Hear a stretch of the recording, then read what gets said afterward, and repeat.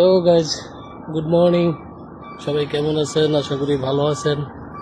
আজকে আমরা সকালবেলা এসে অফিসে বসার কাজ ছিল না, তো হঠাৎ করে একটা কল আসলো। আমাদের দাবিল্লা স্পেনিশ দুবাইয়ের আশেপাশেই জায়গাটা হচ্ছে একটা আরবিক এরিয়া। ওই জায়গায় পুরোটাই হচ্ছে কনস্ট্রাকশন সাইট।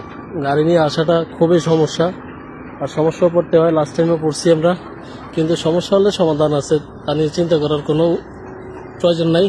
তাই আমরা চলে আসলাম, এসে দেখলাম ইউরোপিয়ান ক্লাইন্ট, এই যে ট্রেন এসেছি।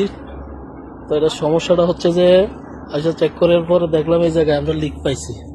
ঠিক আছে, যারা কাজ করছে তারা নাটটারে লুজ রাখছে, হয়তো কোনো কিছু ক্লিয়ারিংটা সঠিক হয়নি।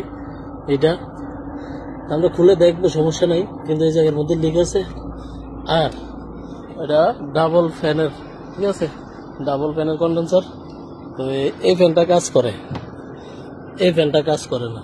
ঠিক আছে, এই যে এটা এসি ফ্যানে সমস্যা নাই। তো আমাদের কাছে অবশ্যই ক্যাপাসিটার আছে, আমরা ক্যাপাসিটারটা চেক করে এখন দেখব কি সমস্যা বা কি আসে বিষয়ে, কি বোর্ডের থেকে সমস্যা, না কোথায় কি সমস্যা, না ফ্যানের সমস্যা।